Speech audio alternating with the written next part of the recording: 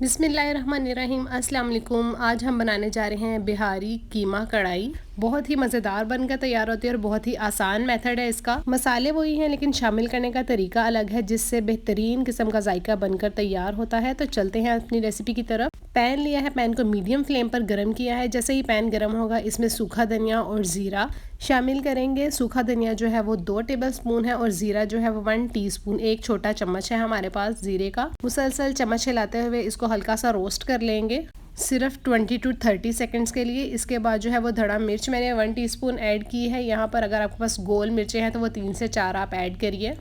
इसे ठंडा होने के लिए साइड पर रख देंगे। अच्छा, यहाँ पे जो मैंने वो 7 से 8 जो लहसुन के जवे वो ले लिए हैं, 3 हरी मिर्चें और 2 इंच अदरक का टुकड़ा ले लिया है। अब जो मसाले हमने रोस्ट किए थे वो ठंडे हो चुके हैं। इन दोनों को मिक्स करके हम थोड़ा सा पानी डाल के मिक्सी में ग्राइंड कर लेंगे, एक मिक्सचर तैयार कर लेंगे। अच्छा, तो अब टाइम है जी कीमे को मैरिनेट करने का। 500 ग्राम जो है वो मैंने कीमा लिया है, दही लिया है घर का बना हुआ जो मैंने 1 कप लिया है। अब जो मिक्सर ग्राइंड करके तैयार किया था वो ऐड कर देंगे इसके अंदर सारा। अच्छा, यहाँ पे जो मैंने 2 दरमियाने साइज़ के टमाटर लेके उन्हें रफली चॉप कर लिया है, क्योंकि जब कीमा गलेगा तो ये भी अच्छे से गल जाएंगे। आप टमाटर का पेस्ट भी ऐड कर सकते हैं यहाँ पर।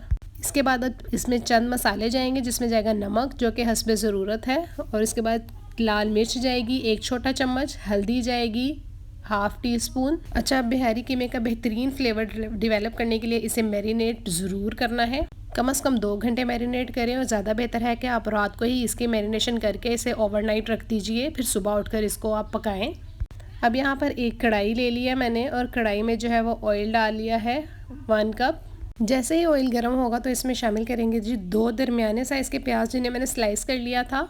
अब इस प्याज को जो है वो आपने मीडियम फ्लेम पर बहुत प्यारा सा गोल्डन कलर दे देना है। अच्छा, यहाँ पर ना 2 ऑप्शंस हैं आपके पास। अगर तली हुई प्याज आपके पास पड़ी है तो आप मैरिनेशन में ही ऐड कर दीजिए, लेकिन अगर नहीं पड़ी तो यहाँ पर आप इसको तल कर तो फिर आप इसके अंदर कीमा ऐड करके तो उसे पकाएंगे।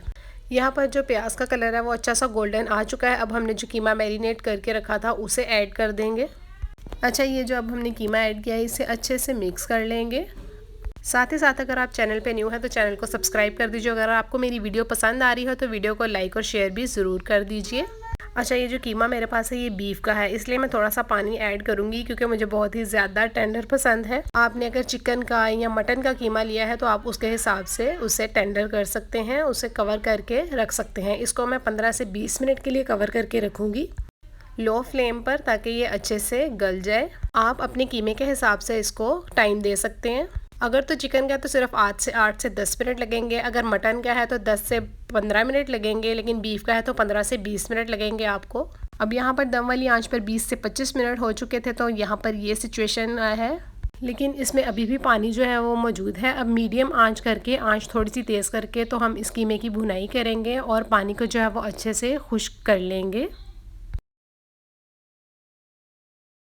कीमा जो है वो हमारा ऑलमोस्ट खुश्क हो चुका है। यहाँ पर 1 टीस्पून जो है वो गरम मसाले का ऐड करेंगे, प्याज के लच्छे ऐड कर देंगे और हरी मिर्चें ऐड कर देंगे डेकोर के लिए। 1 टीस्पून जो है वो लेमन का जूस ऐड कर देंगे इसके अंदर। ऊपर से गार्निशिंग के लिए थोड़ा सा हरा धनिया ऐड करेंगे। यहाँ पर जो है वो मैंने बिहारी कीमा को स्मोक दिया था, लेकिन वो किसी टेक्निकल इशू की वजह से रिकॉर्ड नहीं हो पाया। तो आपने जो है वो एक कोयले को अच्छे से गर्म करके एक फॉइल पेपर के अंदर रख के या किसी भी बाउल के अंदर रख के स्टील के, तो इसके अंदर रख के कवर करके थोड़ा ऑयल डाल के फिर आपने कवर करना है और इसे 2 से 3 मिनट के लिए अच्छे से स्मोक देना है। बिहारी कीमे की स्पेशलिटी ही यही है कि आप उसे स्मोकी फ्लेवर में बनाएं। इसके साथ ही वीडियो का करते इख्तिताम। वीडियो अच्छी लगे तो लाइक और शेयर ज़रूर कीजिए। Thanks for watching.